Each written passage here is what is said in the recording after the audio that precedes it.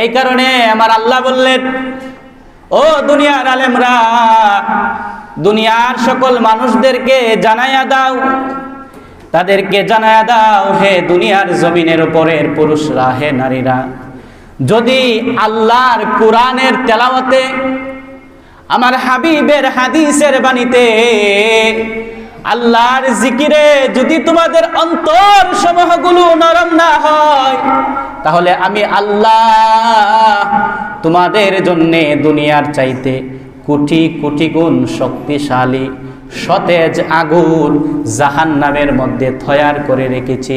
বলুন না নাউজুবিল্লাহ। ও দুনিয়ার মানুষ, যদি আমার কোরআনের তেলাওয়াতে, আমার হাবিবের হাদিসের বাণীতে, যদি আমার জিকিরে তোমাদের অন্তর সমূহগুলো নরম না হয়, তাহলে সেই অন্তরটাকে নরম করার জন্যে দুনিয়ার চাইতে কোটি কোটি গুণ সতেজ শক্তিশালী আগুন তোমাদের জন্যে আমি জাহান্নামের মধ্যে তৈয়ার করে রেখেছি। ও মুমিন বান্দারা, ও মুমিন বান্দারা রে, অন্তর যদি নরম না হয়, তাহলে তোমাদের অন্তরকে জাহান্নামের মধ্যে জ্বালাইয়া নরম কইরা তারপর আমার জান্নাতে নিয়ে যাব। পড়তে হবে, না পুরাইয়া নিবেন না। এই কারণে অন্তর যদি না পুরাইতে চান, তাহলে এটার ভিতরে আপনার ভয় ঢুকাইতে হবে। আওয়াজ দিয়ে বলুন না সুবহানাল্লাহ। এই ভয় যদি আপনার অন্তরের মধ্যে থাকে, তাহলে আপনি গুনাহের কাজ করবেন না। গুনাহের কাজ আপনার চোখের সামনে আসলেও অন্তরের মধ্যে একটা ভয় কাজ করবে যে এটা করা যাবে না। আমার প্রাণের বন্ধুরা, শত উদাহরণ দিলেও, কারণ সেটা তো চোখের সামনে দেখানো সম্ভব নয়, বিশ্বাস নাও হতে পারে, আবার বিশ্বাস হতেও পারে।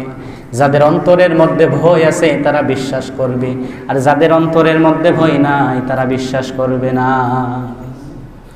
এই যে আজকে জুমার দিন, রহমতের ফেরেশতাগুলো দরজার সামনে আছে, কেউ কি দেখছেন? এটাকে আপনাকে বিশ্বাস করতে হবে। আওয়াজ দিয়ে বলুন না সুবহানাল্লাহ। হাদিসের মধ্যে নবীজি সাল্লাল্লাহু আলাইহি ওয়াসাল্লাম বলেছেন, আমার কোন উম্মতরা যদি একবার সুবহানাল্লাহ বলে, একবার আলহামদুলিল্লাহ বলে, একবার আল্লাহু আকবার বলে, যদি একবার বলে, তাহলে আসমান ও জমিনের মধ্যে যতগুলো ফাঁকা জায়গা রয়েছে, সমস্ত ফাঁকা জায়গাগুলো আমার আল্লাহ নেকি দ্বারা ভরপুর করে দিবে। আওয়াজ দিয়ে বলুন না সুবহানাল্লাহ। একবার যদি সুবহানাল্লাহ বলা হয়, আসমান ও জমিনের মধ্যে যত ফাঁকা জায়গা রয়েছে, সমস্ত ফাঁকা জায়গা আল্লাহ নেকি দ্বারা ভরপুর করে দিবে।